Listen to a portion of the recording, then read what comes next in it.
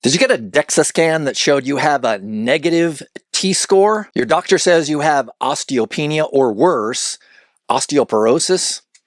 What does a bad DEXA scan actually mean? Should you be worried? In this video, we're going to take a hard look at what menopause osteoporosis can mean for you in the long term.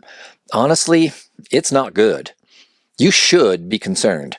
We're going to take a look at 4 major problems that could be coming your way if you choose to ignore those weakened bones and just take your chances with menopause osteoporosis. That's the bad news. The good news, though, is that there is hope.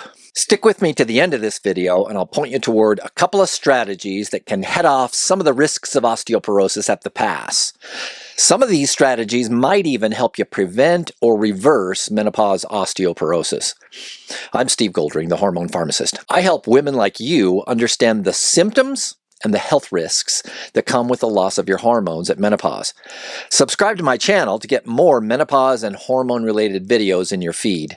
I've had half a dozen women email me just in the past month. They're all saying they've been diagnosed with osteopenia or osteoporosis, often with a DEXA scan. Jill says, although I never had horrible symptoms like very few hot flashes, no headaches or mood swings, I was diagnosed with pretty severe osteoporosis last year, and I'm just about to begin treatment with Timlos starting next week. Betty emailed, I've always been active, but now have osteoporosis, osteoarthritis, and spinal issues. Michelle told me I got results from my DEXA scan saying I had the beginning of osteopenia. What is a DEXA scan?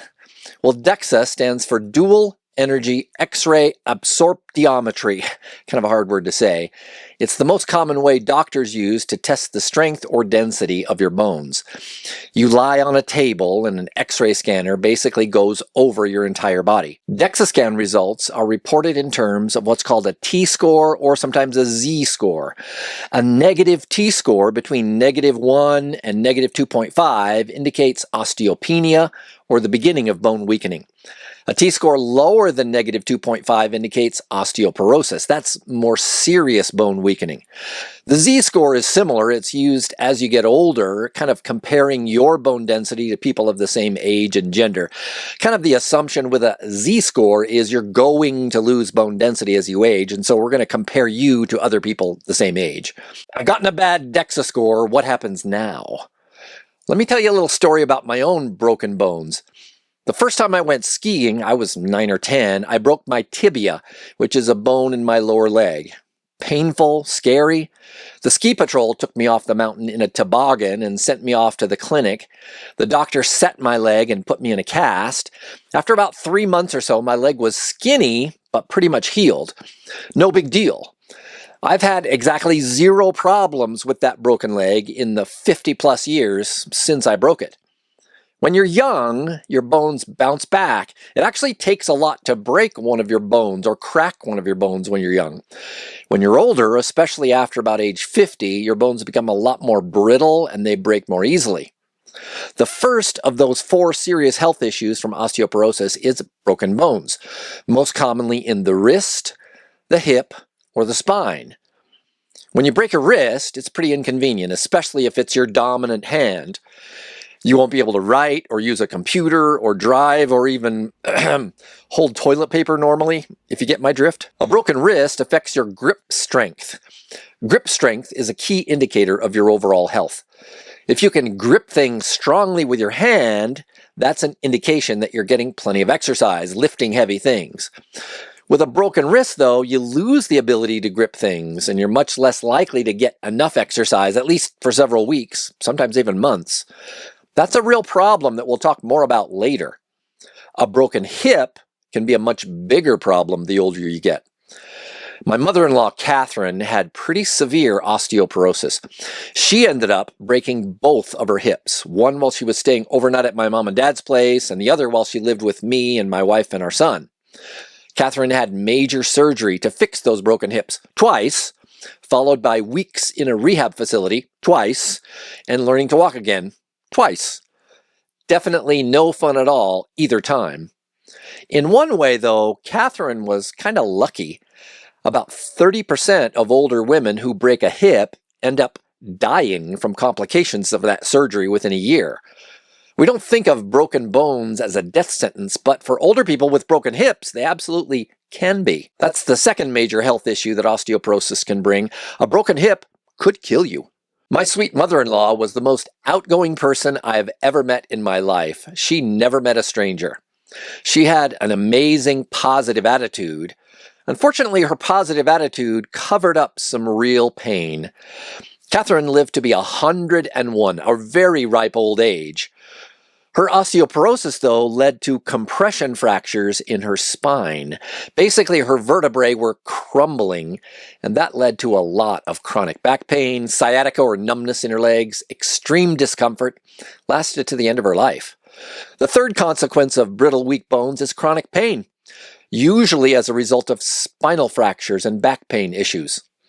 Because of her weak bones, Catherine couldn't really get any exercise. She couldn't walk, couldn't even stand up toward the end of her life. That lack of exercise compounded her weakness and just made everything go downhill. Incontinence. Older women with weak bones often can't exercise, which means their muscles atrophy. The pain of osteoporosis often leads to sarcopenia or muscle loss. Catherine's osteoporosis and sarcopenia meant that she lost nearly all of her mobility, couldn't walk at all near the end of her life. But she lost something she valued even more than her mobility, and that was her independence. The last 10 years of Catherine's life were spent in a wheelchair and in a nursing home. Living in a nursing home takes its toll on anyone, and Catherine was no exception. The loss of independence and mobility can lead to discouragement, depression, even despair. Let's face it, we're all getting to that place where we've thought about what it might mean for our aging parents to live in assisted living or a skilled nursing facility. What about the possibility that we have to give up our homes and our lives, and maybe our kids move us into a facility to be cared for, where we don't have the independence that we value? These are difficult questions. I'm having to talk with my family about that in relation to our aging parents. My parents are struggling with both osteoporosis and sarcopenia, the loss of bone and muscle strength. Is osteoporosis something you need to worry about? Absolutely. A bad DEXA scan means your bones are starting to get weak and brittle. They're much more likely to break. Is there any hope, though, that you can actually do something to prevent the devastating consequences of osteoporosis? Can you really avoid breaking a wrist, being out of commission for weeks or months? Can you avoid breaking your hip, having major surgery, spending weeks in a rehab hospital, and maybe even dying from complications from that broken hip? Is there a way to make sure you don't end up depressed and lonely in a nursing home because of osteoporosis? Well, the short answer is yes.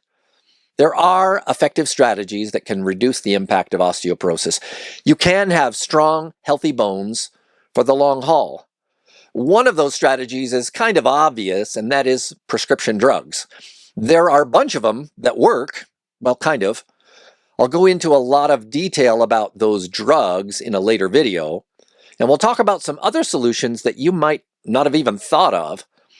But the first and simplest strategy to stop osteoporosis is with diet and supplements.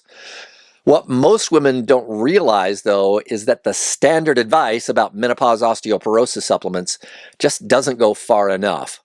That's what my next video is all about. Take a look at this video where I address this question. Is it enough to listen to that tired old advice about menopause osteoporosis? Just take calcium and vitamin D.